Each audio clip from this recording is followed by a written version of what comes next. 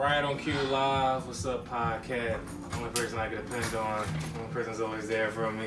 Only person that's always on time. We got one guest, two possible frauds and niggas and naggers, all type of shit, but one person that was a nagger, but not as much as others. He still made it, not as late. Introduce yourself, sir. What's going on? My name is Tye. Who is Tye? No pun. All pun. I'm an artist from West Philly, hip-hop artist. When people ask, I do poetry. When people ask, I write R&B songs with people that sing far better than I do. Okay. So you don't get the Barry White, you got the deep, soothing voice. You don't get the Barry White sometimes I get lucky, and I'll sing something. People are like, oh, I didn't know you can sing. And I'm like, yeah, I can. It just was the luck of the draw, luck of the auto-tune, luck of the kid. Mm-hmm. So, you know, sometimes, like on my project I'm working on, like you'll hear me sing probably like 2 or 3 times. That's about it. Okay. But normally just rapping. Cool. So a little more about your music. So give me, I always ask everybody this, the Mount Rushmore of your sound. Meaning, so give me 4 artists, may not be your favorite, may not be the best ever, but you feel you draw the most inspiration, stylistic. Okay, so for me, shit from. I'm somewhere between all artists too, like all genres. I'm somewhere between Drake, Big Sean, Childish Gambino, and if I had to give you a 4th person, maybe early college dropout Kanye, probably. If I had to give you a 4th person, just like stylistically from beats, but there's definitely elements of me that takes from all 4 of those, plus a handful of like other people too as well. Okay, now give me your favorite project from all of them. My favorite project from all of them, my favorite project from Drake is Take Care.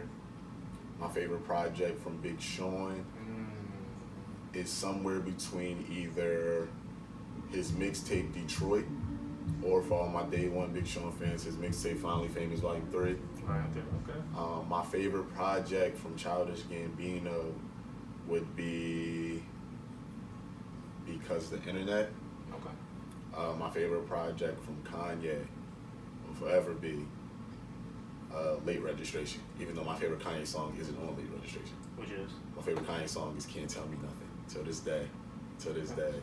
It's funny, like I've in recent years I've grown to have a deeper appreciation for Late Registration. I used to always be like, cause College Dropout, I feel like, you can have favorite albums, and then you have certain albums that like they take you back to a time where it don't gotta be like this album was flawless, but no, I remember this moment when I listened to this album a lot. And College Dropout, I remember that time in my life, whatever.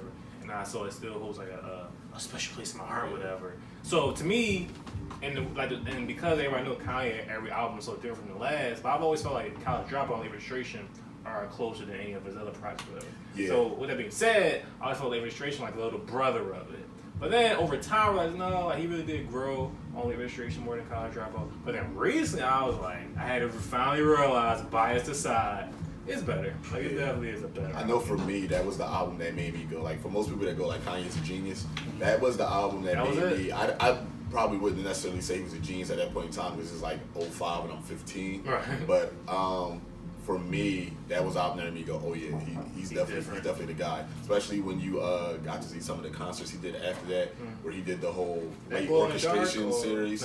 No, so like when he had the whole entire orchestra, and he came out with the white suit, white tuxedo on, and just seeing what he was able to do just from a musician standpoint of live shows based off of the music that he made, and how this hip-hop album could be spun and flipped into so many different genres and feels because of the amount of musicianship that he put into it. For me, was like, okay, so we ain't just rapping no more. Yeah, when I think Kanye was a genius, I definitely remember thinking once graduation came out, I was like, oh no, this nigga's really different. Yeah.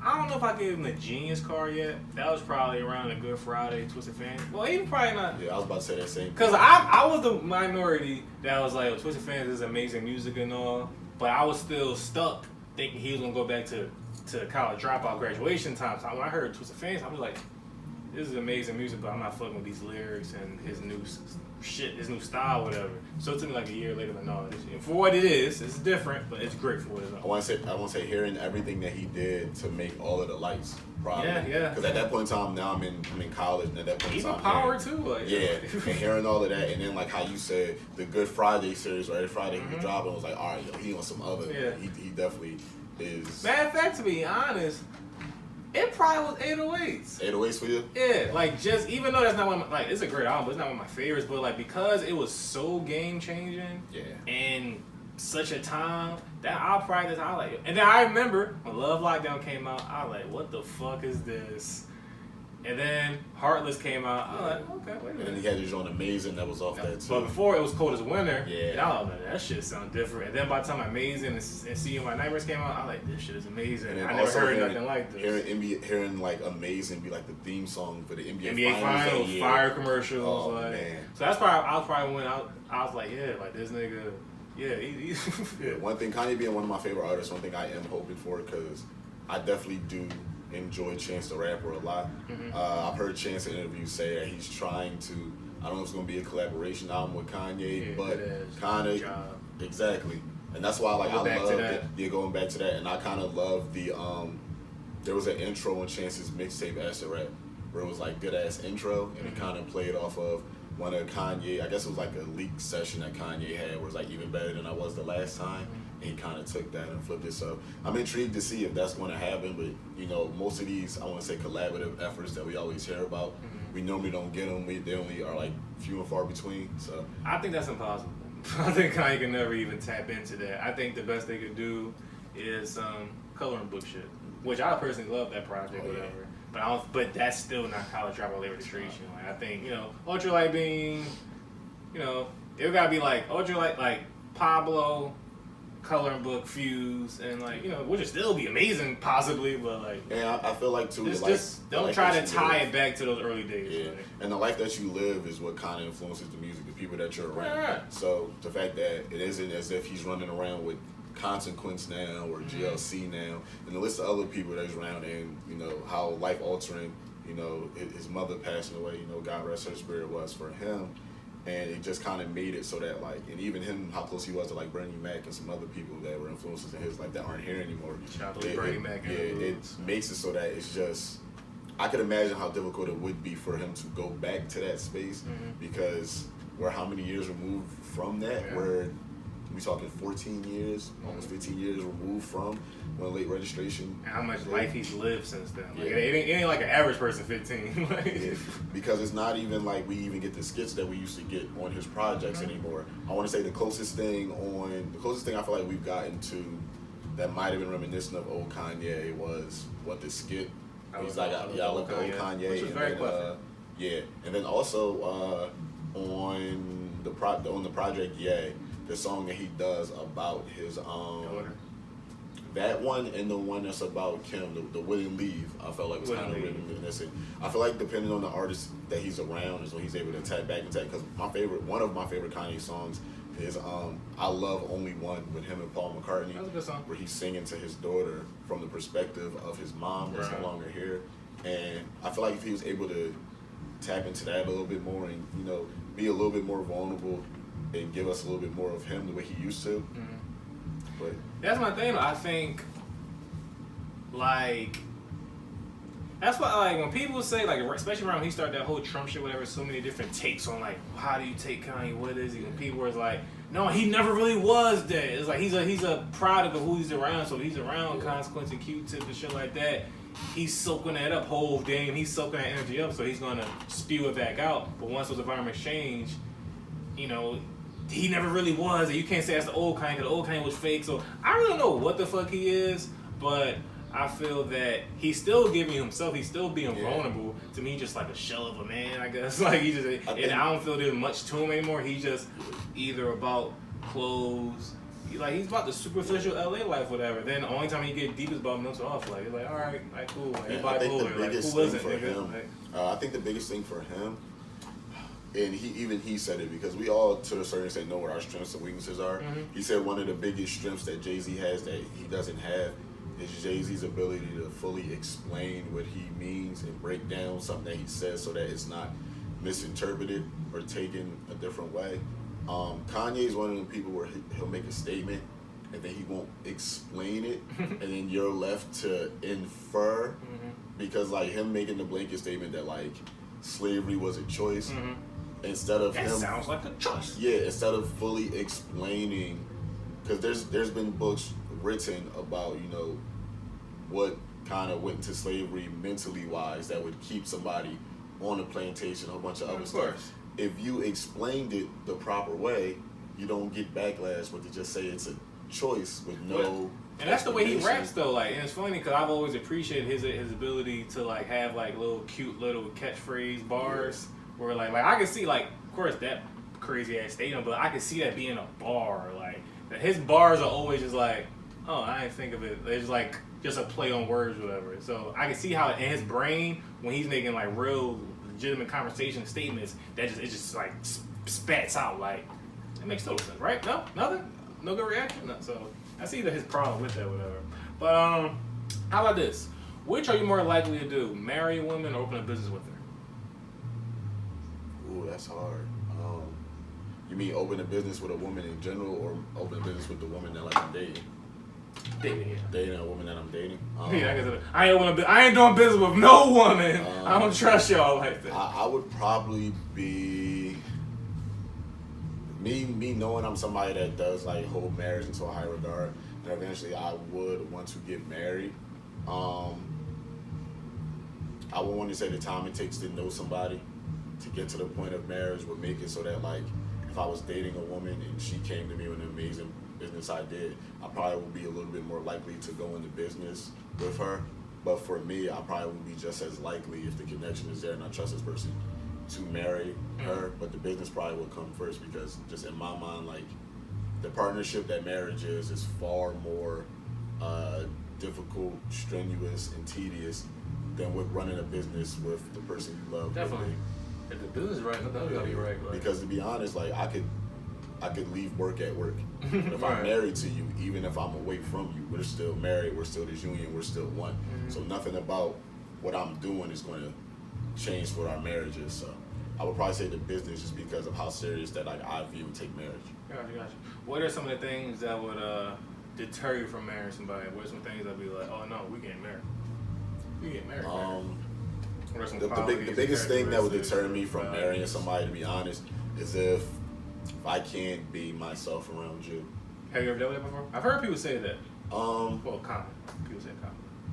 I'm not. Yeah, I've dealt with it, not necessarily as somebody going like, "Oh, don't do this, don't do that." I've dealt with it more so being like, me and this person aren't from the same background, and like I'm around you and I'm around your family, and like how I am, I just inadvertently feel like I can't be this way. Because I want to say, when I was in college, I dated 2 girls that weren't from Philly. Like I dated one girl that was from the San Diego area. I dated another girl that was from the Boston area.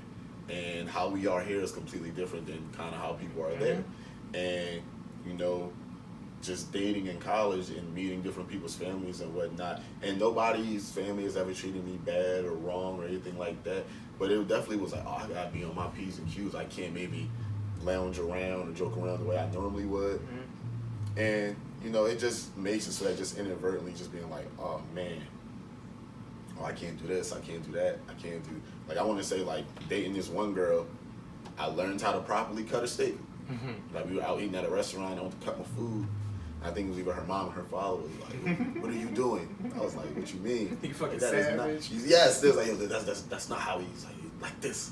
And I was like, oh man, and then she told me. How was you doing it? So like, yo, I'm gonna keep it honest with you. I'm like 17, 18, bro. I definitely, how you did. I definitely stabbed it. It was like bang, bang, bang. You straight off the yard. Yo, cause my thing is this though, like it ain't like and again, I come from, you know, a somewhat cultured family, but nobody ever sat me down for etiquette classes. I just know, come on, man, when you black, you know how you supposed to act at certain places. That just seems like inefficient, though. Nah, man. I mean, it is a little it depends. I bang, stab it, hold it down so it don't go nowhere, and then just hit it with the knife. But no, they was like, nah. And then she told me how her and her brother, they did like etiquette classes when they was younger. Like, that's where my shit stopped. I don't know, which forks are which, and what is the order and the glasses. But yeah, I can cut a steak though. Man. You make fun of how I cut pancakes, cause I overcut though. Like I like. See, that's how. Ever since they taught me that, I was 18 years old. We talking like 10 years ago. Ever since then, I've been cutting my food the proper way. It don't matter what it is now. Pancakes, steak. I'm cutting it right. Whatever. But even just being out there visiting them, I'm from Philly, where most of us don't have front yards. Like I live in the suburbs now, we have a lawn, but most of us in Philly don't have lawns. So most of us in Philly don't have a little thing called sprinklers. That's why I personally don't like when people say Germantown and Uptown is the same thing. I live in Germantown basically my whole life, whatever. To me, they're different. Just from the fact that they feel different, and most of Uptown have yards. Agriculture. Like half of Germantown has yards. Meaning like some of like the nicer area, I mean like random mansions and shit. But most of the Germantown blocks are just row homes. Not in Mount Airy and West Oakland, no hell no. Bro, man, I went to go visit her.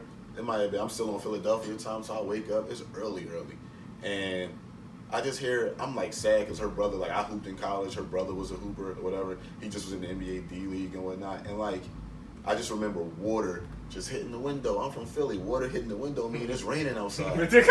So we wake up for breakfast. They had like a full regulation court in their backyard or whatever. Oh. They're like, yo, we about to go out play ball. I'm like, the ground not wet no more? They're like, I was like, what you mean? I'm like, I woke up this morning, it was raining.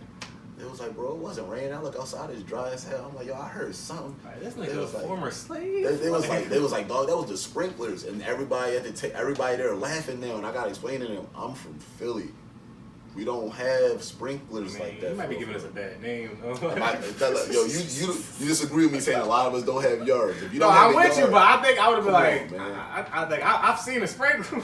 First of all, but you gotta realize this. It wasn't like it was early. No, and it wasn't like I looked out the window. I just hear water hitting the window. I assumed it was raining. Mm-hmm. And I'm upstairs. Why your sprinkler go up this high? That's a good point. Like, it wasn't like I was downstairs and I heard. I'm upstairs. Upstairs window getting wet means rain where I'm from. Gotcha. So how about this? So along the lines of marriages again, prenup. How you feel about prenups? I feel like it depends on who you are as a person. Like I'm talking to you. No, you talking to me. How I feel about prenups. I feel like this, to be honest. If you was here for my entire process of me getting it, then you owed it too. If you had to support you owed. If you was here to support my entire come up, if you was like, for me, if I'm blessed enough or fortunate enough, depending on what you believe in, to make it doing music or whatever, and this woman was here to see me perform at the stages I am now, the stages I was at beforehand. Yeah, you definitely owe this, is that, and the third for grinding it out with me all these years. On the flip side, if I already had this when I met you, and it makes no difference gender for me. I feel the same way about like men, because I think like Wendy Williams' husband is like suing her for whatever. But like if I already had this before you ever met me, I'm more so whatever I got after you met me, cool, you can be entitled to that. But this money I got before you met me. Doesn't matter how it ends? That's a hard choice. Cause like I'm one of them people where, and I'm taking out of it like kids or anything like that. Mm-hmm. Because like no matter at what point I am career wise, if we have children together, you're definitely owed money to provide properly for my children, right? With that being said, some of these alimonies or some of the child support that I'm hearing in these streets, it's crazy. And I understand it's a percentage of certain stuff, but I think I heard somebody was getting like $250,000 a month to raise a 6-month-old. I was like, what this 6-month-old need with $250,000 a month? That's what they say. Look, man, I don't think.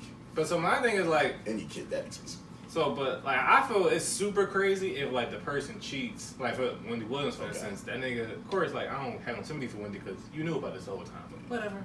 Like he was cheating on me for the whole time. I had a whole side bitch was in around the corner or whatever. He was buying her cars with your money, and then you still gotta give him spousal support after that. To me, that's just wasn't super that because crazy. Though that he again business. They didn't they built it together, right?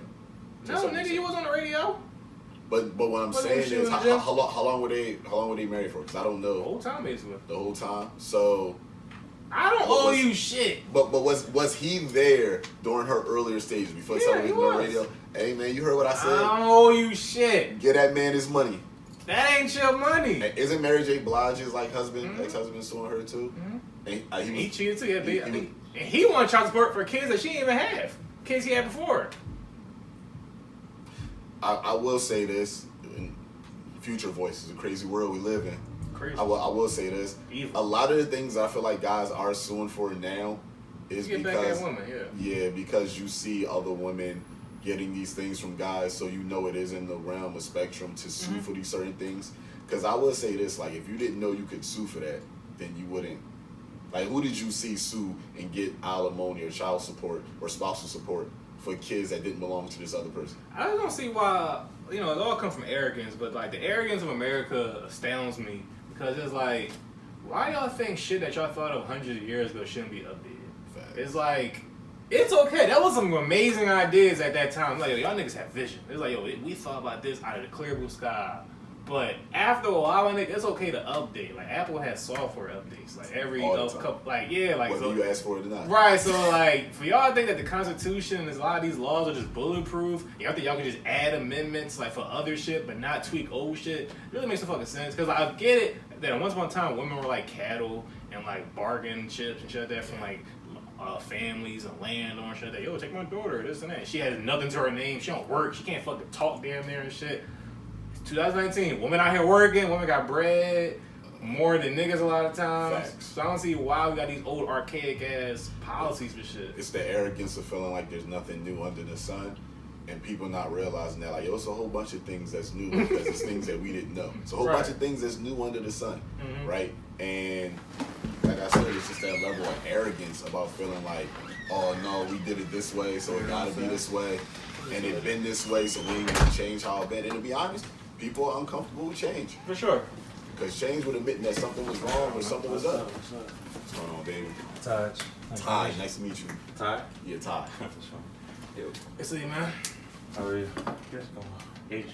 Am I supposed to shake his hand? I know you behind the scenes. We on camera. I'm messing with you. You don't deserve a handshake. How are you today? Late as fuck. Yeah, late and tired. You know what I'm saying? I'm tired of waiting for niggas. But we were just talking about, thanks for coming on, sir.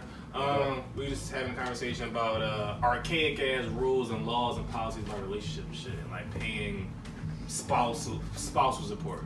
So basically, if you marry, you got a bunch of million, he a model. It's potential. It's actually a potential situation. You ready to get married? Nah, but I might have millions. Yeah, talk heavy, King. Will have millions. Talk heavy. So you got millions. Right. You break out a girl. Would you be okay with giving her half? How long was you together again? See, told you. All right, so wait. I mean, not first even thing that. you said was when y'all together, not how long you were together. No, but my thing is this though. If she there for the entire I knew he was about to go. If she there for the entire grind, then she so owes she that. with you right now. Got break up in 10 years. She deserve half of that. She deserves to be taken care of. But she she deserve half? Half is like we got. I don't know what we got half of. Because he also want to know how many millions his half is going to be. Yeah. I'm not giving half of $5, man. Because you wasn't on the stage with me, and you wasn't in the studio with me. You wasn't on episodes with me. But you got. I do believe in giving out, of course. I think 25% of anything is a great number. Did you hear about the Amazon situation? Mm-hmm. My thing is this. If we break up, there's no way I should go from being the richest person in the world and then you go to being the third richest person in the world. That's crazy. That's crazy. Like all of out of nowhere. She was with him the whole time. So my thing though, when he was the richest person in the world, they were the richest person in the world together because they were married. So 2 was 1 at that point. So they were number 1 together. No. I'm pretty sure her name is nowhere near in that Amazon Prime contract. In the marriage though, you gotta pay some respect to the sacrifice that comes with marriage. Sacrificing maybe some of the things, huh?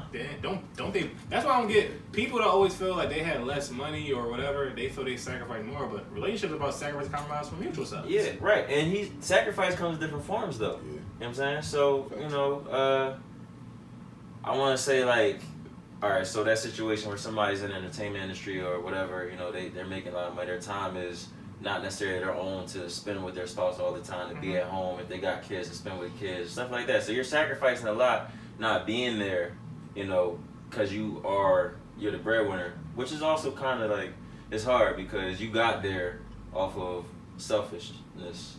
Like you wanted to chase your dreams, and the person who loved you decided, I want him to chase his dreams, right?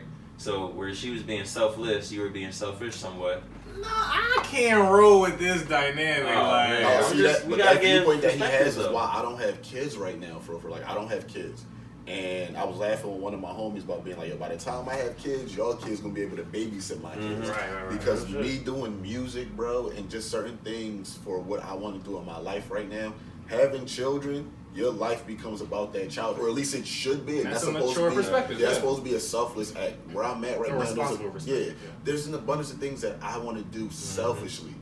That having children right now, it just wouldn't work. And for me, even having a committed relationship right now, the things I want to do selfishly, I don't want to have to consider somebody else's lifestyle when I'm making choices. Like, I want to go to LA soon. Not indefinitely, but and I have to worry about I don't want to. Sure, makes sense. Feel me? So I do get once two people are together though, it's sacrifice on both sides. So if they split up, after a certain amount of years, however many years, if it's been decades, it's a long time to just drop somebody with nothing, and they've been there sacrificing for you. And y'all been doing it together, But again, I just said half though. Yeah, so I said that's why half thing. I just don't get the number. I just don't where we get half of the shit from. So I got a question. What 25% seems like a safe percentage of something. Like, okay, we can go with 25. Yeah, like when Michael Jordan gave his wife half, I was just like, this bitch ain't dribble basketball her whole life. Like, and like she coached you, dog. Yeah, like she ain't do nothing. Literally, teach you a new drill. But the one thing I will say though is they had 3-4 kids together though. Yeah. So that one thing I said before you came in was like children do make it a little bit of a difference to be like, all right, like we got kids, you entitled a little bit more. But if we ain't got no kids, then we just go in our separate ways. But look at this way though. They was grown. Kids definitely changed the dynamic. This kid was 30. I'm saying, but the kids had to get grown. Somebody had to grow. Somebody had to raise these kids. And Mike wasn't always at home. And Mike away for 41 games a year. You know what I'm saying? Mike is gone. The nanny. Yo, these rich women don't be doing shit. Y'all said it. I will say this, though. Mike, at least one of Mike's. So Mike's sons were far better in basketball than people give him credit for. It ain't like Mike was with them shooting in the gym. That's true. You saying she was? His mom was out there hustling for a coach, hustling for a program, hustling for a basketball camp. Q, I'm be honest with you. I wouldn't be surprised if I heard that she was in the gym watching them. Far more than he was in the gym helping them. Because he focused on his career. Have y'all ever seen Savannah in the gym with LeBron kids? Yes. I never seen. I see LeBron all the time there though. Yes. More than LeBron. I would say my mom's more than LeBron. She would find the stuff that I was into. Like she was out there finding the activities, finding the camps, finding the coach. My dad paid for it. But, my mom was finding that stuff. But this image you was talking about, like, she in the gym. Bro, I'm keeping up with you. If you go to YouTube, bro, and, like, because LeBron's son is about to be a freshman in high school, so there's a lot more footage of him now. Yeah. When you watch his AAU game, stuff like that, bro, and you see LeBron a little bit more because he's way more animated than Savannah is. But Savannah do be right there, bro. The little brother be there. But, she's not training the kids, is what I'm saying. Like, cause you said I wouldn't be surprised if Jordan White was in the gym with. She took him to the game and the practice, but for a lot, especially for like me being a hooper, whether you teaching me something or not, especially at a younger age, just you there watching me shoot around. Definitely, means that's great parenting for sure. Yeah. And I wouldn't be surprised if especially now, because I'm sure LeBron kids got a basketball court somewhere around the crib. Savannah out there just watching them play, especially when Bron not there. For the amount of businesses that he run, and then 41 away games in a year. And then even now, LeBron's son, like they play in LA. LeBron's son is about to go to Sierra Canyon High School, which is I think an hour and a half, maybe 2 hours away from like LA, or at least the high school he went to already in LA. Where it's like, all right, Bron not going to be traveling that distance with practice probably, this, that, and the third. Now, I've never seen a basketball dad as nice as he is, as invested in his kids' game. Like that is, what's the name? LeVar? Yeah, I know who he was. He was nice though. But just to close it out, I look at when Jordan had, I think, of course, we're just playing with fit numbers now. Jordan had $500 million net worth. I don't think you should get $250. But if you get 100, that's 100 Yeah, million. Like, that's a big deal. That's Good. yeah, that's 100 million I just gave you. That's what I'm saying. Of course, if you was there for a certain amount of time, you use my. We loved each other. Great partnership. Did she get a percentage of the brand? What? Why you give a percentage of the brand? No, I'm asking, did she? Oh, I don't know. I'm like, God damn, she gotta get, So you you gotta don't get a think- piece of the George nigga? Like, All right, so when you come home That's though, crazy. when you got your partner, y'all get up in the bed, you like, babe, I was just talking to Tinker, what's her name today? He showed me the sneaker design. He want to know if I like it or not. What you think? And she say, yeah, go with that. Bro, she just, she made a he final got me decision. he got me in the corner. She made a final decision on a. How long was that? I mean, is this brand going to be around? You feel me? Like forever? That's a great point. Probably. So. Especially if she tell you, like, because I know in Will and Jada's relationship, they go over what acting roles they should do. Yeah. So, like, especially if, like, Now, if one of them I'm your situations- agent, pay me, nigga. Something like that. But Jada said there's been times when Will was like, nah, don't do that. And then she watched somebody else do it. And she, thank you, babe, for telling me not to do Nigga, that. she should that's a told big you deal. not to do After Earth, nigga. That's a big deal. Come on, man, we can't do that. Jayden was in there. He had to do that one. That was for the Shit kids. told you not Let's to not do act like the people we surround ourselves with don't have the value because we see that. That's why we I surround asked ourselves plenty with of my them. friends and my girl. Just Definitely not got a had. circle for sure. Right. Still Just really not had. had. But that was a great point though. We asked also earlier, real quick, just before we move on. Would you rather? You think you'd be more? Which would you do first? Be more inclined, marry a woman or open a business with her? Start a business, whatever. Business. Okay. That's what I'm saying. Marriage is I think marriage is a little deeper than this is a business relationship. It's some parts of it, but it's definitely deeper than just having a business relationship with somebody. Fair enough. Do y'all think being a billionaire is unethical? Unethical to who? General. What you doing with your billions? Yeah. Are you saying like accumulating that much money is Some like people think you just- gotta be a piece of shit that Some ever people made just that? think billionaires in the world is an unethical thing. No one should have that much money. It's hard to. So That's hard to say. Yeah. We live in a consumer economy. Like Facts. everything we do is based off of like what we want. And so if somebody has what we want and people want to spend it, then you can't really get mad at the person. And who are you to put a cap on somebody's wealth, happiness, or spirituality? Mm-hmm. Because the moment you put a limit on this, where does that like kind of stop at? Like the moment you marginalize somebody, like, all right, you can't go past this. Why? Because where else would that money go to?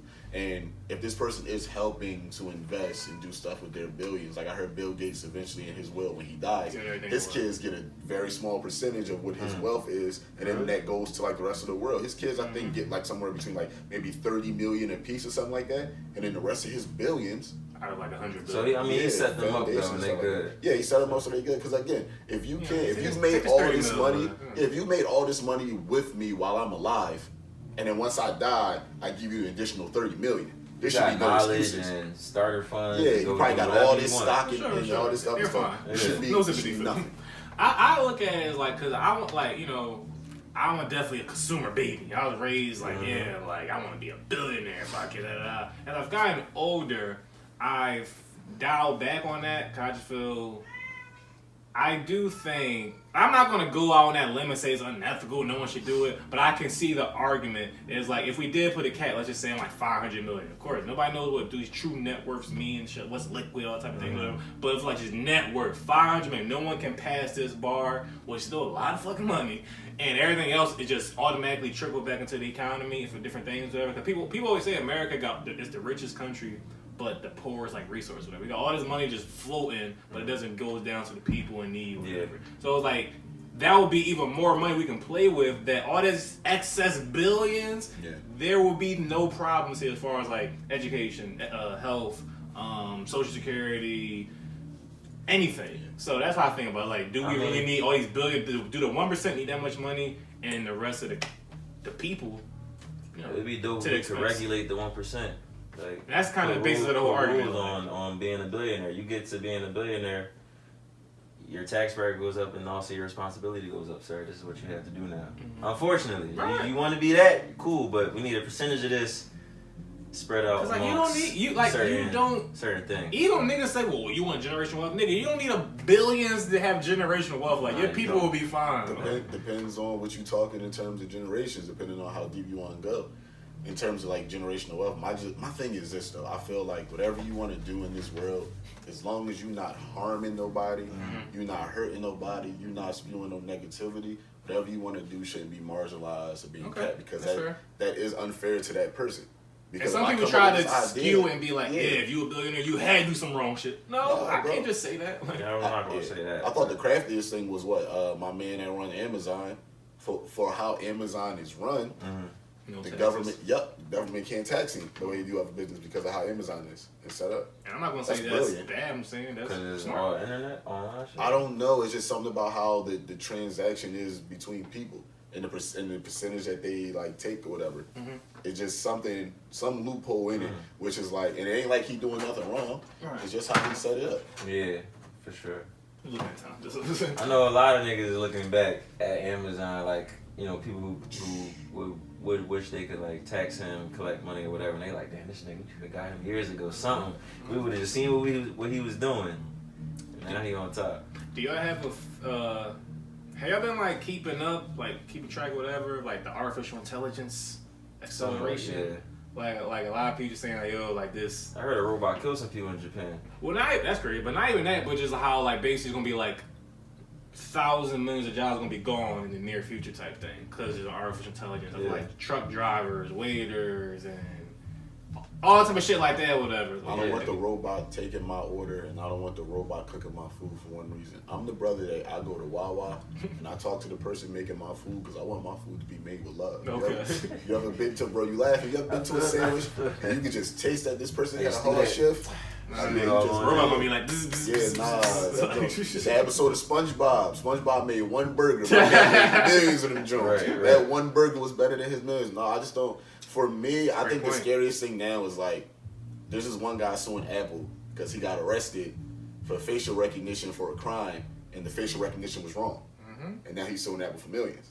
That's scary as shit. Yeah, there was this one white lady, I think she was on like JetBlue, leaving the country, coming back into the country, something like that. And at the airport, they did facial recognition, and she tweeted like, yo, when did did this take the place of passports? Like, what's going on here? And then I think like JetBlue, whatever the airplane company was, tweeted her back like, oh, this is what you could have opted out of this. And she was like, I've never like committed a crime before in my life. Why do y'all even have my eyes in y'all database to even go to? And I would say there's a whole bunch of scary stuff we probably don't know, and to have so much information not be given to us, where like you got the government going to war with like tech companies and all this other stuff, where it's like, man, I don't know what's going to happen, but it does seem like an invasion of privacy to a certain extent. We know what's going to happen. Terminator.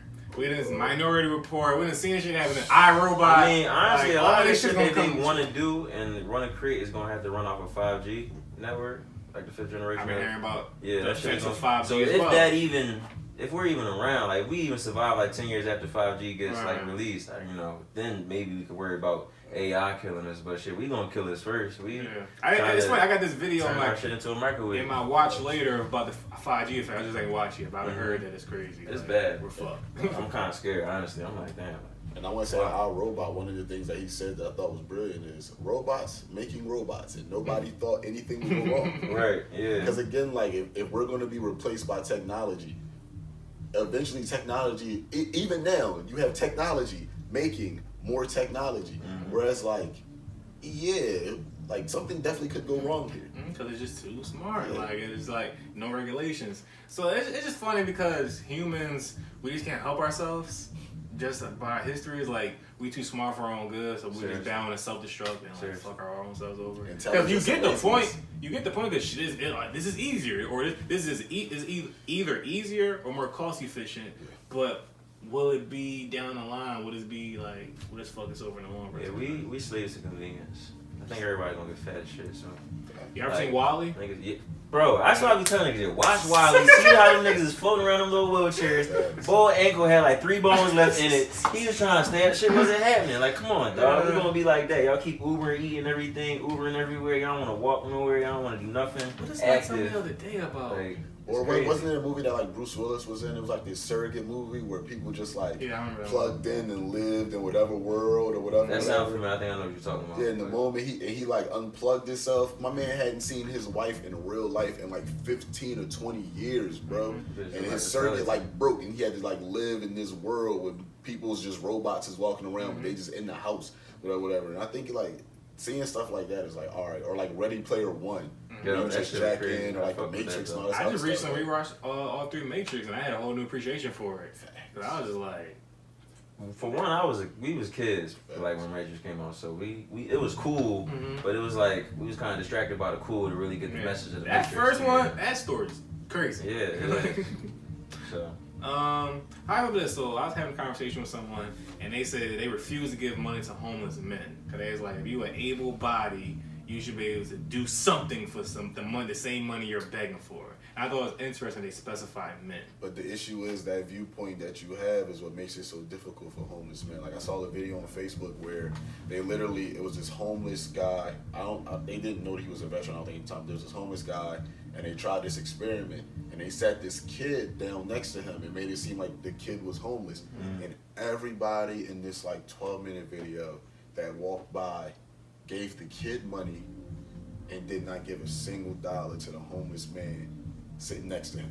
Yeah. And you could clearly tell that these people probably weren't related, so it wasn't like if you gave the kid a dollar, it would go to him. And then like they stopped the video, they talked to the guy, he said he was like a veteran or something like that, and all the money they collected, plus like hundreds of others of dollars that they had, they gave to him to help him. But like that viewpoint of you're not going to help this person because of whatever demographic is the same negativity that people use for the black community, gay people, whatever. If you're not helping somebody that you could help solely because of what they look like or what their ethnicity is or race or anything like that, you're kind of like a part of the problem. I'm going to disagree with that to a point because ethnicity isn't circumstantial. Homelessness is. And we don't know their circumstance and we don't know how they got there, right? But I will say that when I see a homeless dude that don't look too much older than myself. That tripped me out when I see young dudes too, Yeah, like it kind of burned me up because it's like, I want to be positive and all that shit and I want to love people and all that stuff too. But if I'm homeless, nigga, and I got to eat, after a few days of asking, I'm not asking shit from nobody. You feel me? I'm either taking it or I'm making it. That's how I'm getting down. Yeah, and like I'm not asking shit from nobody because I already know how they go. I know how I looked at people that was looking, you know, similar to my age. You know what I'm saying? I'm like, nigga, I cut grass right now. I hustle every day. I don't got a 9 to 5. I ain't filled out no paperwork. I didn't give nobody no address. So it's like you don't need certain things to go get money. You just need to go get money. Yeah. So. And that's my pop. He expressed similar sentiments my whole life because I don't know why my pop lived in Chicago. Chicago has like a real. I guess that is a bigger city possibly compared to Philly. But every time I've always went, I've always felt like there's a lot of homeless niggas out here. Not just homeless, but people begging. Like all the main streets. And he's hustling too with that shit. Yeah. Just doing drums, doing some shit, whatever, begging, selling shit. There's a lot of people out there doing that. And my whole life he's always hated shit. He's like, yo, like, and he used to spin it so he felt black people have lost a sense of pride. He said back when I was a child, you would never see, it was like a rare thing to see a man on the street begging. You would do something to get some money for you. He was out here asking, begging, feeling defeated. And he said as time went on, for certain multiple factors, people have lost a sense of pride. I felt like you could be on the corner begging, and that's going to suffice. Or like, and you're like, so I thought that's interesting. I heard that opinion from like a man and woman. Yeah, I know one thing my father always taught me was like, it's a million ways in this world to get it. You just got to decide how bad you want to go get it. Because a lot of people, like how we talk about, one of our biggest flaws in society is in general is intelligence combined with laziness. And, you know, lack of effort and lack of want to. Where like I told one of my young boys, like, bro, you want to make some money this summer? The easiest thing in the world you can do is, it's 1,000,003 basketball tournaments in Philly. You can go to a CVS, you can go to a Pathmark, and you can get you a case of Gatorades for cheap. And you can overcharge for what they did to the Cold Crush. Facts. Big facts. And you can come out making all the money you made back, plus and then something. Like, the type of, like, because I'm in my mid to, like, late 20s now, so the type of person that I am, when I go to gas stations, I still remember what it was like to be a young boy. So when I go to gas stations, I see young boys, yo, can I pump your gas? I'll be like, nah, I'm good, but I still hand young boy up, bro, man, go enjoy your day, bro. Why you out here? Or or whatever. And I'll do the same thing with like older black men, because I'm one of the people where like I don't know what you've been through. I don't know what your family environment was, and I have older uncles that, thank God, my grandmama owned the house that she had in West Philly, because that could have been them blase, because where we, that's a real thing. Yeah, because where we at, it, like I have older uncles to the point where like, oh, he might have been in Vietnam, he might have been in a whole bunch of other stuff. So them having PTSD, like I had an uncle, he's not here no more, God rest his soul. He had the same routine every day, right? Him and my grandmom lived together for like years up until he passed away. He would wake up in the morning, he would walk to the corner store, grab him a beer, he would come back, he would drink him some coffee, he would watch Star Trek, and he would just sit in this same chair at my grandmom's house for like 25 years, bro. He ain't mess with nobody. He ain't never had a bad day. He ain't never had a good day. He just had a day. He just had a day. And that was just his routine. That was just his routine. But again, it's like, I'm young. I was born in 1990, bro. I'm young. So he had been doing this for all my life up until he passed away. So it's like, I don't know what he saw or what he'd been through, whatever. And up until one of my cousins and my little brother was born, it was the first time I even seen, even, because you know, as kids, you won't engage older people unless they kind of engage you in some of the communities that we're from. So like, up until my little brother was born, my little brother was one of them kids where he gonna talk to everybody. I had yet to see, my little brother probably the first kid to go in my uncle's room. We ain't even know Uncle got all this candy in the room till my little brother born, a whole bunch of other stuff. But that was his routine. And thank God for my grandmother, for him and some of my other uncles, or just a lot of just black women in our society that are there to look out for us to a certain extent, because where would we be if not for them sometimes, to be honest? Yeah, and speaking of the women, then I think about like how many homeless women do I see? Not many, honestly. Right, and I don't know what it is. They're more likely to have degrees and have higher paying jobs. That, and also, too, bro. I feel people are also more willing to take care of a woman. Yeah, and I think a lot of people create their situation. I'm trying to think of like, for sure, definitely. what, like, well, I mean, we do create our situations, but trying to think of like, you know, how many men that I know are homeless who probably weren't like a drunk first or on drugs first, or you know, it wasn't like there's a rare demographic of homeless people who just lost a job and then everything went downhill from there. Yeah. Like you just slid into homelessness, you feel me?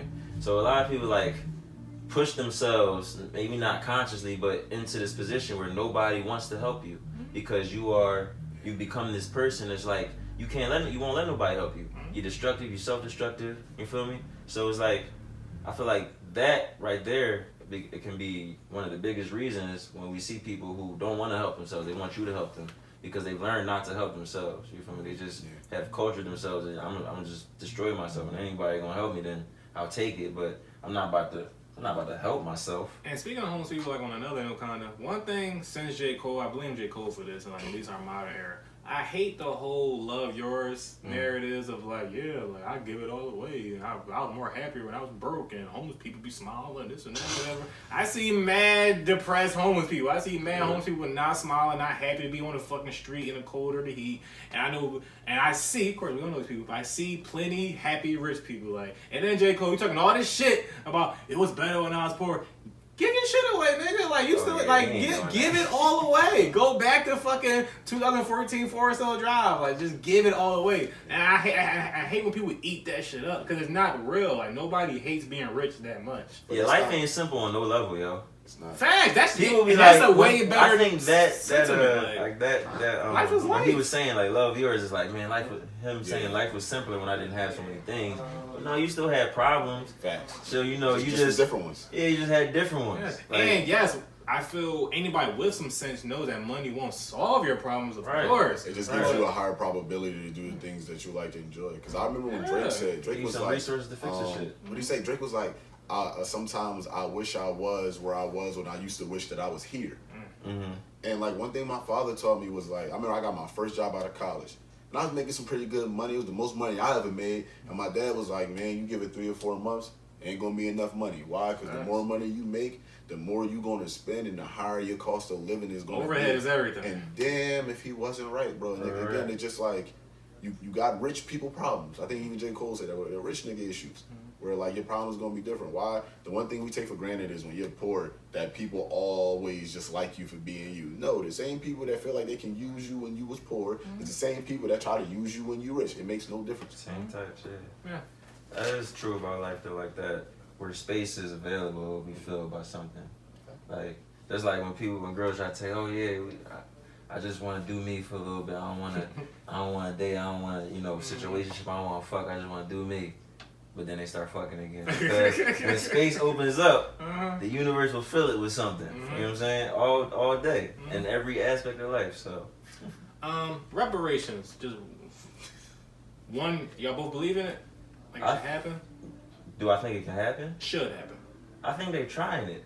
Okay. With the African American Smithsonian joint in DC. Just looking, I went to that building recently and just looking at the size of it and all of that. That's a couple $1 million in the ground right there. I ain't getting shit. Fuck from no, that. exactly. That's what I'm saying. I think they trying it by building this monument to the African American struggle and trying to that's like reparations in the sense of it's all y'all did. Yeah, like we're giving y'all, we're immortalizing your struggle, you know. We're you feel me? What I'm saying? Like they trying to give that to us. Like this can be for everybody. There's too many black people in America right now to give reparations to everyone, but this is for everyone. And what also pissed me off, it was more white people in that motherfucker than black people. I was like, is this for us or is this for y'all? Like, I don't see enough niggas in this joint that's trying to learn about what's up. And then it wasn't all factual either. But, I don't got time to get in all that. But yeah, some of it was just like, it's not really true, but alright. Like what? Give me one thing real quick. Alright, so they were talking about, I forget what they called him, but they didn't call him a Moor, and that's what he was. The Moors taught the Europeans and the Hannibal? Asians. Huh? Hannibal? I thought you were talking about Hannibal. Continue. Oh, that's what I'm saying. I don't know his name, but I read it and I'm like, they didn't put nowhere in there that this man was a Moor. Gotcha. And he was. Feel me? So, like, looking at his facial features, skin color, and his background matched the storyline of the Moors, how they traveled and taught, and, so... North Africa. Yeah, so, that right there kind of rubbed me the wrong way from the rip, and that was, like, in the first 10 minutes in that joint. Yeah. So, I was like, all right. So, if we do get reparations, which I think should be the delivery system? Should it be a check each? Should it be some land? Should it be tax-free for a while? Should it be debt forgiveness? What should it be? I think it should be to a certain extent. Should it be only people born here? Should it only be like 100%? Should they test people? Should it be you gotta know your slave descendants by I think it's too hard right now at this point to even try to consider what reparations would be. So I don't want to knock that museum because that is something that everybody can learn from. I just think they need to factualize that shit and then continue on because it's not just history. This is current events. Sure. So most of the shit that we in there looking at, they painted as history. Emmett Till was in that was what 50 some years ago. Wasn't that long ago? Wasn't long enough for y'all to be calling it history, and it's still happening. Like Albert N. Wilson, just 5 days ago got convicted to 12 years in prison. On a falsified rape charge from a white girl in Kansas. His jury was all white and they were all women. How is that legal? I don't know. But they fucking this young nigga life up the same way they did Central Park 5, the same way they did Emmett Till, the same way they did Scottsboro 9. Like, this is American culture at this point. Y'all celebrate and ritualize y'all ability to dispose of black bodies through murder and other means. In various ways. You know what I'm saying? So it's like, it's not history. So that shit should be added on to, and we should be, I don't want to get into no museum and we still being fucked up. I want to be fucking niggas up, you feel me? But, me personally, in terms of reparations, like I do feel like it's something that we should be able to get, especially seeing kind of what it was able to do for the Jewish community after the Holocaust or whatever, because for black people, there are generations of us that never leave the same project building. There's generations of us that don't know. Like my favorite quote is, "There's a world going on outside." There's an abundance of us that doesn't realize that the world extends further than what we actually can see. And I can't tell you the amount of kids that I work with at my job that have never been outside Philadelphia, never have really been off their block, never have really experienced what life has to offer. And how would you know that there's more to life unless you actually see it, knew or see it? And that's something that we're not afforded the ability to do.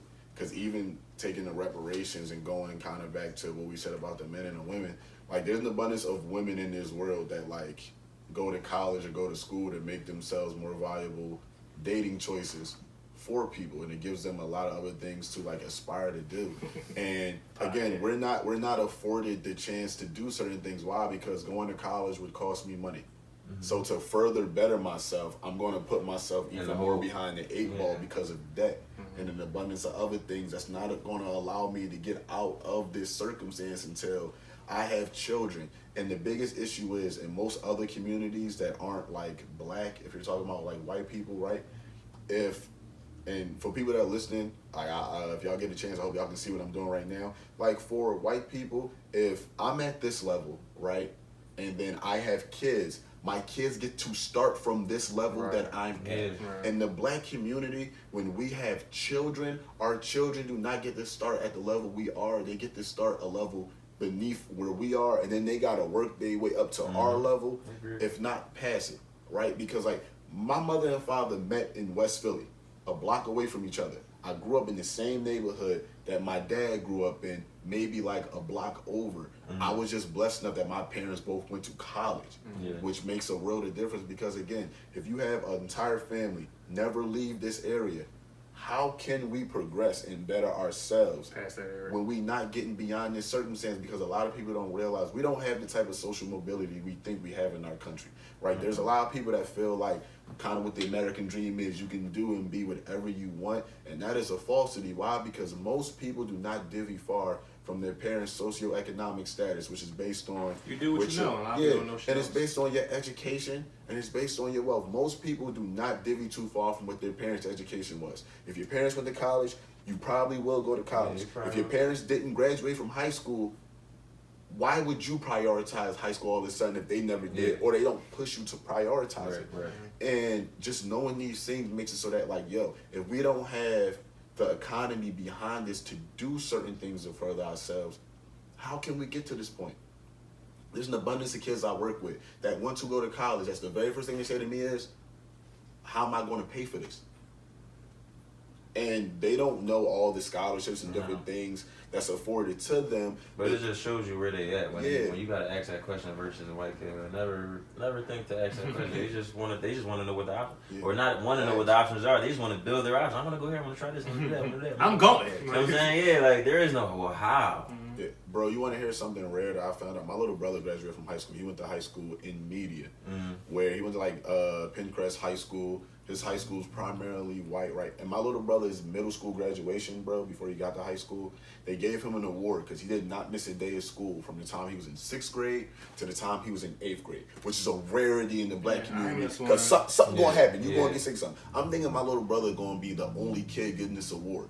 It was 30 other kids up there with him that never missed a day of school. When he graduated from high school, my little brother missed 1 day of school from the time he was in 6th grade to his senior year, right? There was 15 to 20 something kids that had never missed a day of school in 6 or 7 years, bro, because they woke up in the morning and they were in an environment that they wanted to go to school. And it gave you alternative. Going to school. When I graduated high school, I was one of 3 kids that never missed a day of school from kindergarten to 12th. Okay. So 3 in the whole district of the city, and you say it was basically 20 at one school. And I know when you get that award, that should be more for your parents than it be for you. I wasn't even gonna go to the joint. Yes, I got him there every fucking day. I got his this fucking award ceremony. Like, shout out, they give me a plaque and a laptop. But that's like what the high school that I went to, bro. I took my SAT when I was in like 11th grade. A lot of people in the black community, if you go and take it, you'll probably take it in 11th grade. Yeah. Bro, my little brother, when he was in 8th grade, it was kids in his class that had already taken a PSAT. When he was in 9th grade, a kid in his class already had gotten like a perfect math score on the SAT. And these are just things in our community that like, well, damn, of course we behind the 8 ball because I'm doing this in 11th grade. And you didn't already pick what college you was going to a year before I even took this test. And I think that's something we need to start pushing towards the generations under us more, like not even relying on their counselors in school or the people that are at school to do it because they be burnt out. You know what I'm saying? They don't see in these kids sometimes what what should be seen and not pushing the way it should be pushing. Like it all starts from the home. Like the it home, does. like You know what I'm saying? Like if you got a little brother, little cousin, whatever, you know what I'm saying, you should be speaking to them as if they are a young adult, not ignoring them like they don't matter. You know what I'm saying? Not sitting them at the kids' table, but yo, what you want to do? Like where your head at? Like what you thinking about? Young boy 9 years old came up to me and wanted me to teach him to cut grass because he want to make money. And you know, to me it take time to teach him, so it's really like an inconvenience somewhat, but it is an inconvenience I don't mind. Like I'll do it because it's like, yo, first of all, I'm setting an example for this kid that he don't gotta, you know, rely on the only examples that he can see right now, which is he live down the street from the deli, this nigga's trapping. You feel me? He look around niggas his age, they fighting and doing little dumb shit, whatever. Like playing basketball in the back, fighting each other, stealing bikes, whatever. Stupid shit. He want to do something productive, and you know, because of that, I paid him even though it's taking time and money from me. So it's not really doing anything for me. You're not helping me get it done. But I'm gonna pay you because I want you to know your time is valuable. You feel me? You should always value your own time. And the fact that you even said yeah, that probably did so much. Like he said like I'm not gonna do this and have you walk away empty-handed. Like nigga, you worked for something. Here it is. Go home. Boom. You got that. $9. I mean, 9 years old. You made $10. Whatever. I wasn't really making no money until I was 12, 13, shoveling snow. So, you know, this is hopefully something that you can take and grow on, you know. As well. But, so real quick before we move on. So, reparations.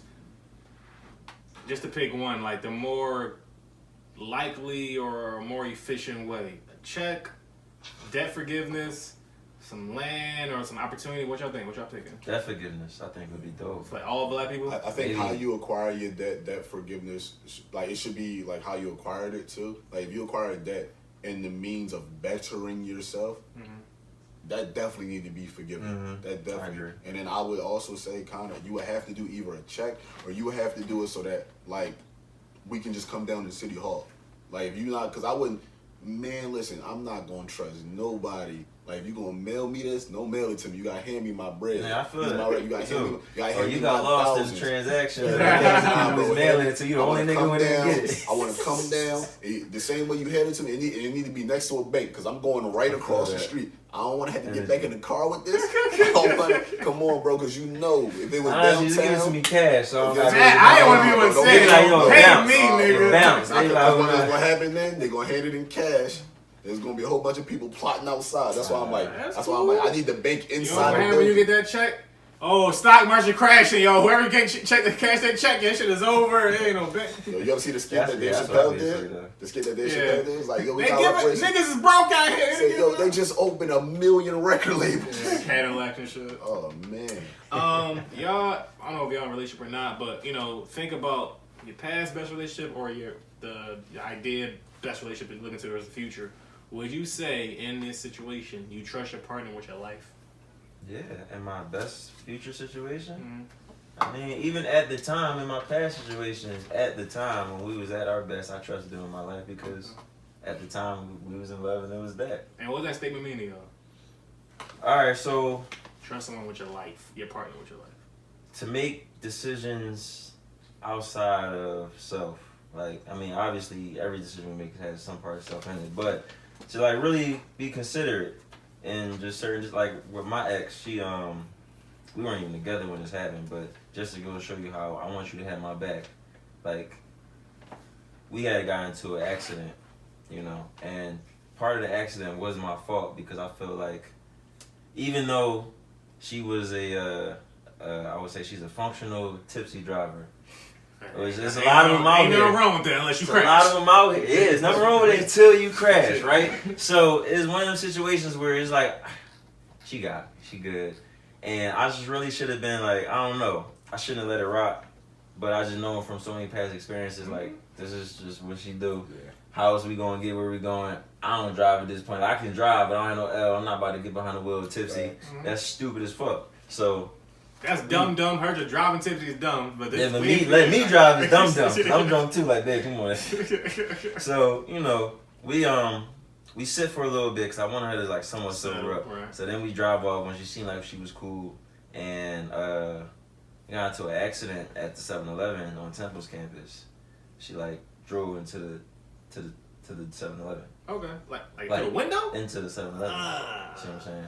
And she injured a kid. shit. And fear took over for her. Obviously, fear took over both of us. I wanted to make sure she was okay. Like, as we was going through the window, last thing I remember I did was like lunge to like cover her. And then once we stopped, I'm looking at this kid on the hood. So like I jump out and I'm like, hey, back the car up. And I'm trying to like help him down, and this glass from behind him, like that was in the window of the store, fell on him and shit. So I'm like trying to pick, like, cause when the store window glass is like it's all together, it's like paper, not paper, but it falls together. It don't just shatter. So it was like all together. So I'm like picking up the glass sheet of glass off of him, and I noticed like hear people in the background. They're like, yo, she trying to get away. And I'm like, I turn around, I was just seeing her eyes like. Just fear, like she wasn't even there, bro. I almost didn't reckon. You ever see somebody like when they half sleep and they look up and they look at you, they don't even see you. They don't look like they're there. Yeah. Like she looked like that. So I'm like, yo. So I start running to his drone. I'm like, babe, stop the car. I like push her drone down on the car and I grab the keys. And she's like, babe, we gotta get out of here. We gotta get out. She's not from Philly. She's like, we just gotta get out of here. I'm scared. I'm like, how? How are we gonna get out of here, baby? Like we gotta eat this. Yeah, fact. You know what I'm saying? Like, the cameras, the people, there ain't shit we could do, you just make a bad situation If you worse. run, you gonna throw your life away. They gonna know who you are, they gonna know who I am, they ain't gonna be but shit to catch us. You run, you throw your life away. I'm with you though. You know what I'm saying? We not running, but I'm here with you. You know what I'm saying? Like, that's what I mean, have my back. Like you would have your own. Make a decision for me that I can't make in the moment. That you can see further down the road. Like, yo, this we gonna run on somebody and clash it. Yeah, you gonna feel like I got your back until they separate. We booked in different joints cause we both ran. You feel me? We not even in the same jail. In the same jail, but in the same size of the jail. So we gotta fight. We gotta face this. You did what's best for it. You know what I'm saying? So like, and we not together no more. We don't even speak. But I just know I loved you enough to make a decision that would not have you fucked up. You feel me? So like not that I could have because my personhood wouldn't let me do it. But if I was a different person, I could have ran my damn self. I didn't have no ties to that car. I was like, I'm out. We not even together right now. You fucking broke up with me. You feel me? Nah. I still love you. I'm here. We gonna deal with this together. You know what I'm saying? That's a king right there. That's a king story. That's one of the best stories I've ever heard on RightonQuelive. But so your interpretation of trust one with your life. So for me, trusting you with my life is just me trusting that you wouldn't put me in harm's way and you wouldn't do anything that would compromise me either spiritually, emotionally, or physically. I wouldn't even be with you if I couldn't trust you with like every being of what my person is, because like you should do the same for me. I'm more of a person where like our relationship should be reciprocal. It should be an equal exchange of us giving to each other. And like I've never been in a situation where like a woman put me in harm's way or I had to do anything like that. I've been in situations where it's like standing up for, because I'm like very protective of like the woman I'm dating and her and her friends or just any woman in my life. Like I was talking to my coworkers, and I'm a therapist. I work with adolescents in Philadelphia. And I'm one of only 2 black men kind of like really at my job, especially like working with the kids, right? And I told the females at my job, because I'm around all of these women, I'm like, yo, I'd be more likely to get into a fight going out with y'all than I would be going out by myself or going out with my niggas. And because how I am, where it's like, all right, bro, she already told you. Chill out. Walk off, chill out, just and the third. And just for even like, the girl I'm dating, we were out for her birthday, right?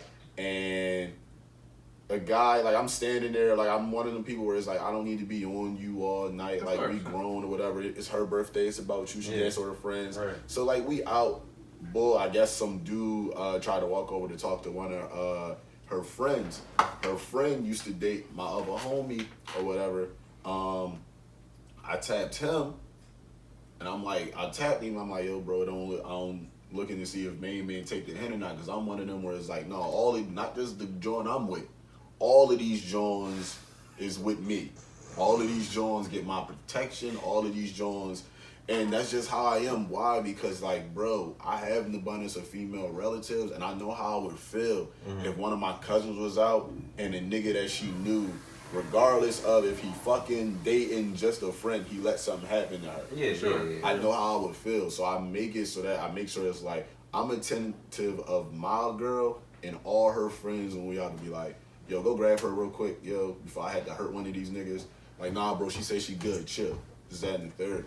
And me having that energy is why, like, I can't be with nobody where if you don't... They constantly attracted. Yeah, no. I can't be with you if I don't feel like you would do the same for me. Gotcha. And those be situations where, like, I walk away from it. If I feel like you won't speak up for me, if I feel like you won't have my back, if I feel like you won't do an abundance of things for me that I would do for you, I can't be with you.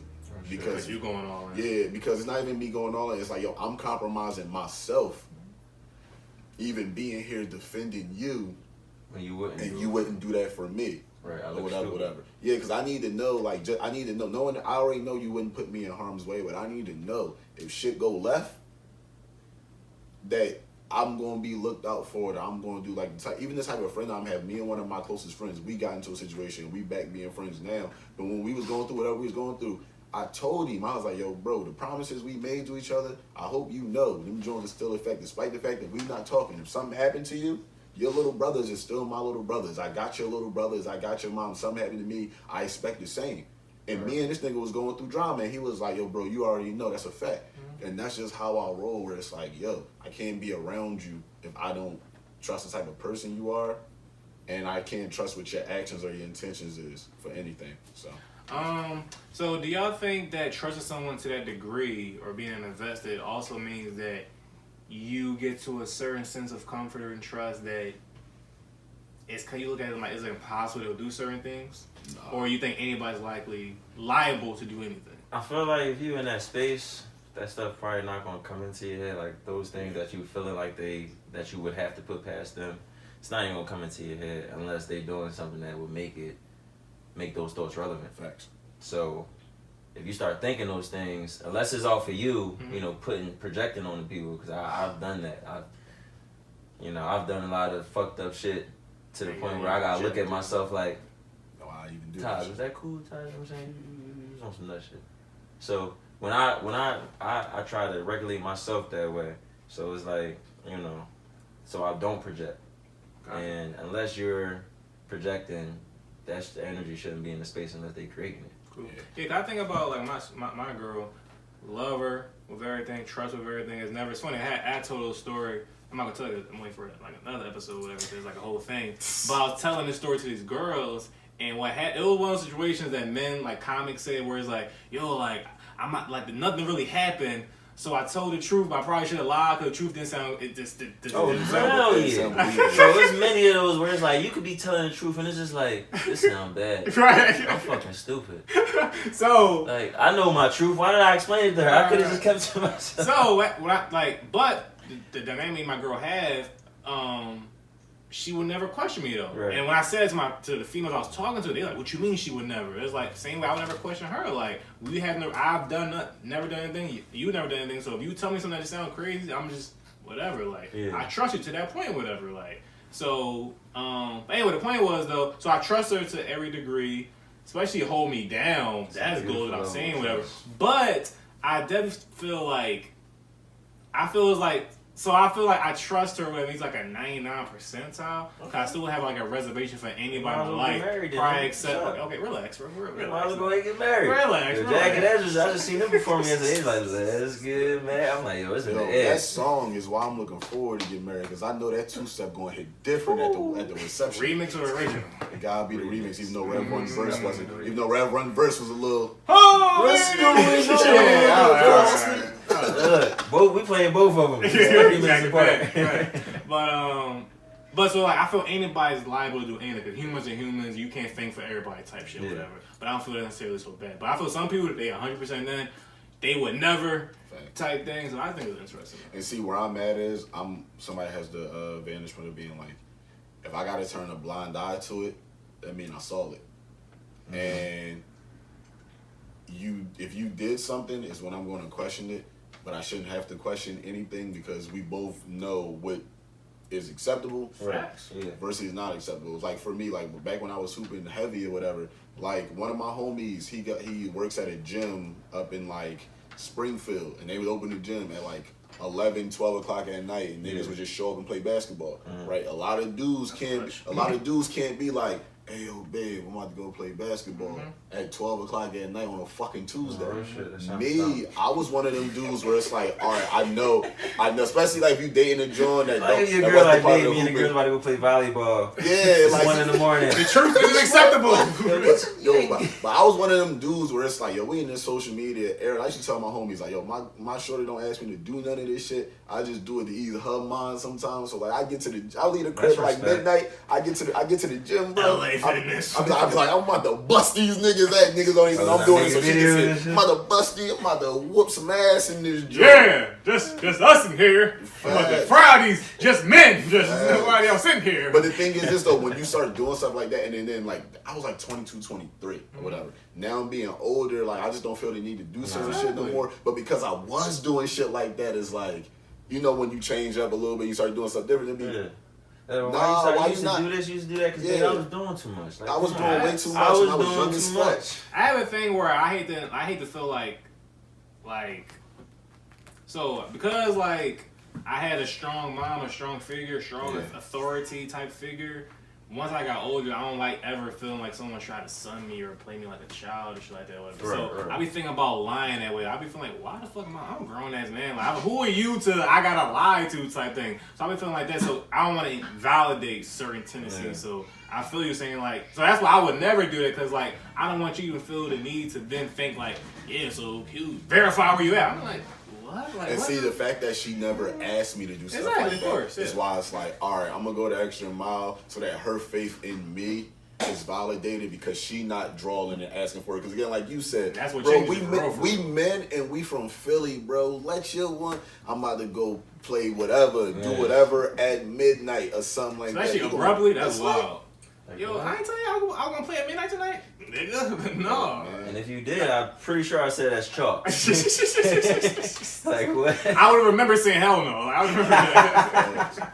and me personally, like, why this big thing with me is like, growing up, I never had no curfew like that. I still remember the day I realized, they never told me. I had a tough one. Like, I had a strict one. No, because my parents, like, I grew up in a household where it's like my folks, and I apply it to real life, my relationship stuff and all that stuff, where it's like, you know what to do versus not to do. So like my parents never really told me like you need to be in the house at this time. And then once I was like 13 or 14, I was like, oh, I can go back outside at 11. It's cool because I'm not going to draw. I'm just outside the crib on the block, whatever. My mom wasn't that fair or sensible. Nah, not no shade. 13, 14 being out to 11. But no, you ain't never did nothing wrong, but keep your ass in the house. Overnight and shit. So I was home alone a lot of nights when my folks like split and I was staying with my pops. He would go to work, working overnight. So I would just be out. But, I also had, it got to a certain point where he knew. So he was asking the neighbors and also asking his cop friends, yo, do a ride by the crib, see if you like something. And then he'd call me. He'd like, what you doing? I'm supposed to be asleep, so I already fucked up about answering the phone. You just woke me up. I'm gonna go back to sleep now. All right, I got fucked up real quick. But bro, I didn't realize I didn't have a curfew until like one of my cousins, for whatever reason, he like came and he just came over one day in the summer and he just never went back home for like 2 months. But keep in mind, he only lived like 6 blocks away. Like he could have went back home. Yeah. He came over, he never went back home, right? And then like his parents was like a lot more, I guess you would say, liberal or whatever. I had the games. Right? That makes perfect sense. I had the PS2 and everything. It was like the same summer, I think like Street Volume 2 came out. He was in there crawling, bro. So like, yo, he came over. He didn't go home for like 2 months. Blase, right? So like, bro, his parents were a little bit more liberal than mine as well. So he already knew he can go outside whatever time of night. It didn't matter. It's like 11 o'clock. We playing the game. All the rest of the kids in the neighborhood, they just outside in the middle of the summer or whatever. He get up and walk to the door, open the door. I'm like, yo, what you doing? He like, yo, I'm about to go outside. I was like, bro, we can't go outside. He was like, who said? Then I start, bro, the moment he was like, who said? I start pondering. I was like, you right. We out. Nigga, let me ever open the door at 11 o'clock. Beep, beep, beep. Door open. Hey,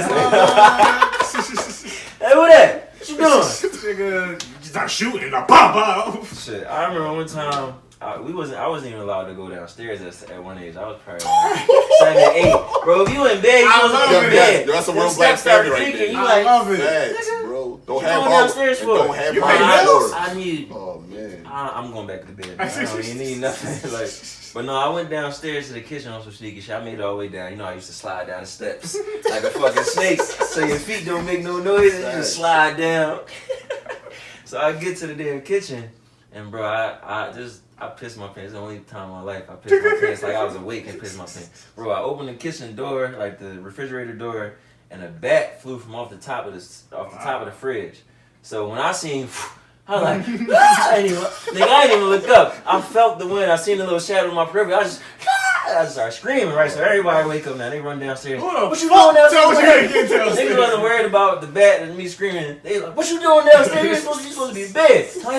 It's something in here. It's something in here. So they look up. It's a bat. And now everybody's like, oh shit. So everybody bitching. They It's called all the your fire fault department. for your ass being downstairs like you grown. This is before I was living with my pops. It was my mom, and my grandma's house. So it was just women in the house. You know, they was bitching. They called the fire department. The fire department was on our block, so they came down and actually got it to go. But that shit was hilarious.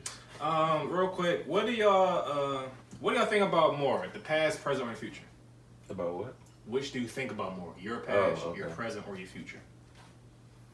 I mean, I think about the past and the future pretty equally.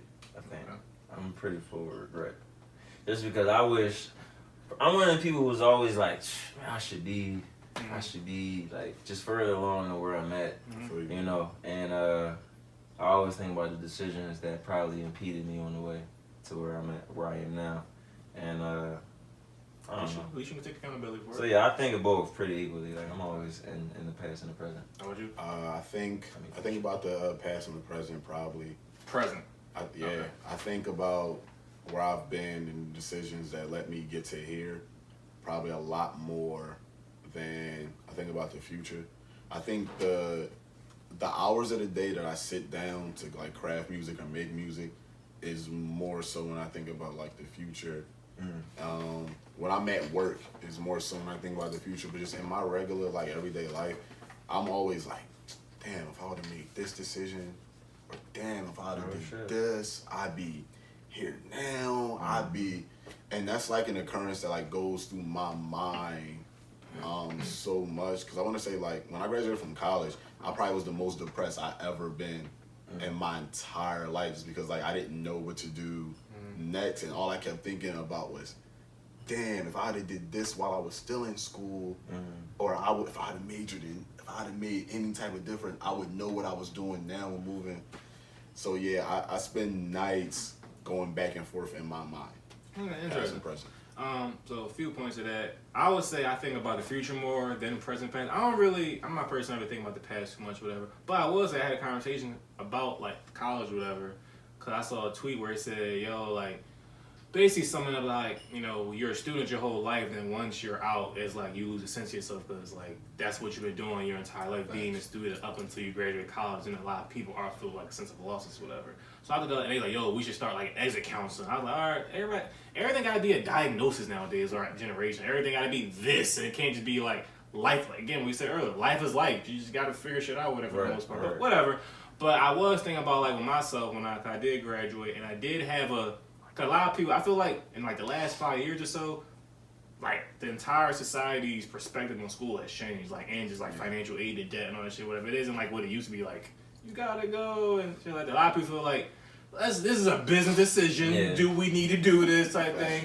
So I think about myself, especially looking forward when I have a kid, is like I did have a solid plan in place, whatever, but what I didn't take into account, whether I followed the plan or not, was like just the practicability of like we was talking about also earlier, like just living and just overhead and understanding those type of things, and like this money will fund these type of things. I was thinking about, oh yeah, I could do this job and this can make me this, but if this plan doesn't happen, what you gonna be left with? And like it's like how much the cost of living is. I didn't have a real grasp with that, whatever. So definitely that comes with growing up. And just figuring shit. Like I'm now living on my own, you know, for the first time, and it's just like trying to figure out, you know, toilet paper expenses, fucking body wash, and am I then body wash, or do I want to fucking do some black soap? Am I trying to be like pro-black and more healthy, or should I just waste the money on body wash because it's more convenient, it's down the street, black soap is like the bus ride away.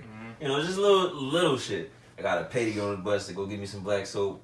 You know what I'm saying? So it's just like, man, stuff so you really got. Shit I got cut. He's like, do I want to get the big joint so it lasts? Yeah, like, that stuff. Do I get the tub of shea butter? Do I get the whole detergent? Or I get like the 96 little packs of detergent. Or See, that's why I wish everything was like Murray's hair grease. You buy 1 can of Murray's hair that grease. should never That's run out. That's just a lifetime. That is a lifetime supply. Shout out to Murray. I've never seen nobody run through a can of Murray. But nah, bro, like how you saying, trying to account for that overhead is something that you never think about as a kid until you, damn, I just got paid. Yeah. And Where until the you fuck this money go? until you understand through trucking. Until you understand overhead, half that. you will it don't matter how much money you make. You gotta understand overhead to really be able to maximize it. Especially the fact that we in the era of like things just being automated and coming out. Man, I'll check my bank account and be like, damn, Apple. Who spent Damn, this? Spotify. Who spent the money?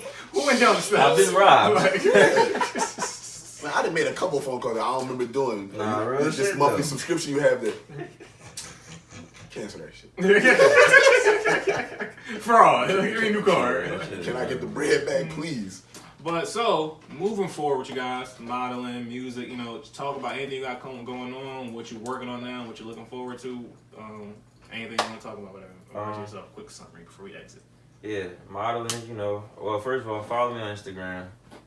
Do people normally do this? It is a little pretentious. Follow me on Instagram. Halfway. I was going to do it. At Saint Thelonious. Saint spelled like Saint, Thelonious spelled Thelonius. Thelonious Monk, if y'all don't know that reference, is a great jazz player. That's what I'm named after. Also, I'm terrible with this shit as well. 170 plus, almost damn the episodes later. Yo, if you listen this far, yeah, almost 170, something like that. Whatever. If you listen, thanks, sir. You about to get hit 200. That's a big deal. If you listen this far, subscribe, share it, send it to somebody, talk about it, replay it, like subscribe. And we on iTunes, Spotify, SoundCloud, YouTube, all that good shit, whatever. So yeah, remind niggas. Yeah, always. Yeah, follow me there. So you'll be able to see like modeling, acting stuff. I got a movie coming out. It's a what do you call them when they're not? It's an independent film from a Philly writer. Her name's Victoria. Don't know her last name. Horrible. But the movie is called The More Things Stay the Same. I'm not going to give a whole synopsis, but it'll be dope. Check it out. See it on my page. And yeah, everything I'm up to, you'll see it there. Cool. Once again, my name is Tye. You can follow me on Instagram and Twitter at Who's Tye, WHOSTYE. I'm currently working on a project. The biggest thing that I have going on right now, I have a huge show at World Cafe Live on July the 6th. Oh, we in there.